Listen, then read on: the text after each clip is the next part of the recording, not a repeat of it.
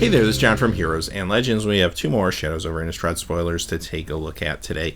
So to give you an idea of where these come from, basically Wizards teased that next week would be seeing the intro decks and the cards associated with those. However, it looks like retailers are already starting to get that information, and once retailers have that information, whether they're supposed to post it or not, it's going out there, and I don't think anyone can expect otherwise. So because of this info, we do have two more cards to look at and a few other odds and ends. So let's jump in.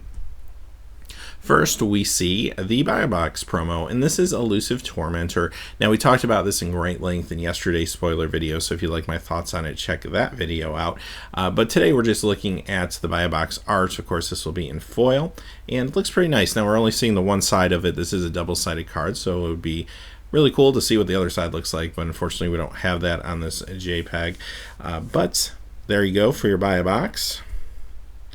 And here's the intro decks. Now we see here that the green one has Soul Swallower on it. That's another card we talked about yesterday. The two in the back, the white and blue, are covered up, so we can't really see what those cards do. So we'll be talking about them in the future, no doubt.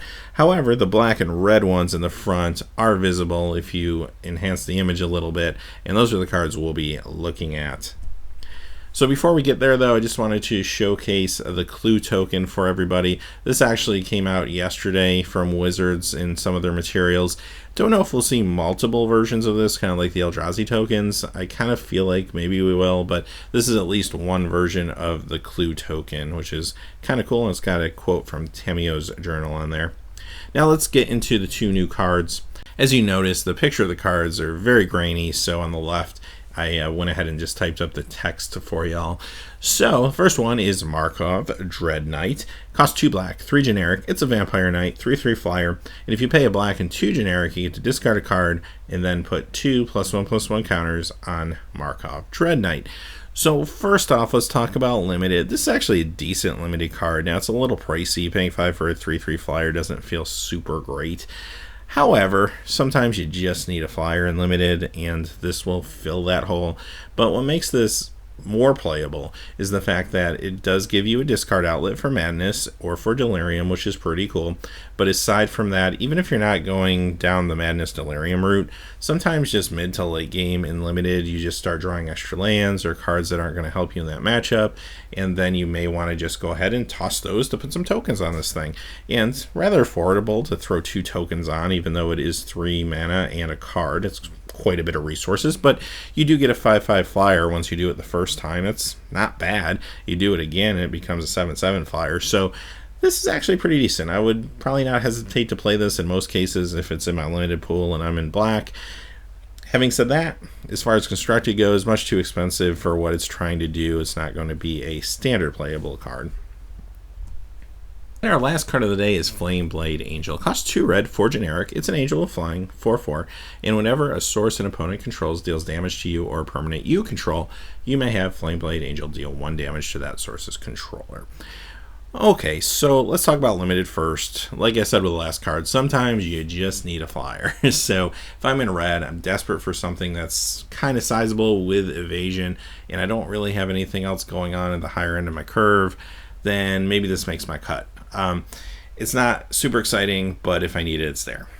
As far as the ability goes, the ability's okay.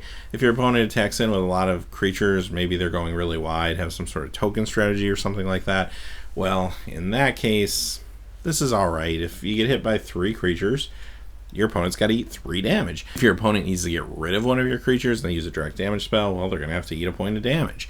The only problem with this, though, is it's on the board. Your opponent knows it exists, so they're not going to make decisions that are going to jeopardize their life total too much. They'll know how far they can go for the most part.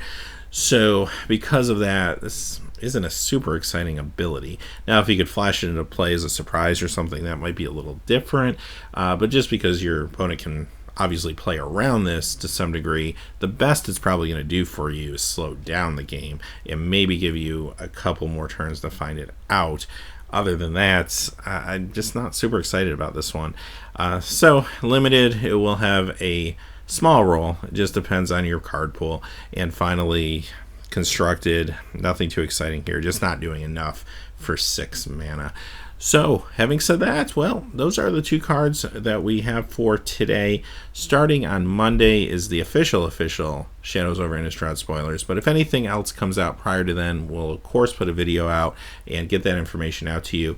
But starting on Monday, every day that the new spoilers come out, we'll have a video for you, and we'll get through it all until they reveal the full set the following week, and we'll do our full set review. So if you haven't yet, great time to subscribe to the channel. So having said that, hey, thanks for watching. Please remember to like and subscribe, and have a great day. Hey, thanks as always for watching. This video, like all my videos, was made possible by the generous support of viewers like you on Patreon. Even a donation of $1 helps me to keep growing this community and creating better quality videos for all of you. Check out our Patreon page for exclusive giveaways and future goals for the channel. If you haven't had a chance yet to subscribe, hit that subscribe button so you don't miss any of the MTG news, spoilers, set reviews, product openings, or finance videos on Heroes and Legends. Talk to you again soon, and have a good day.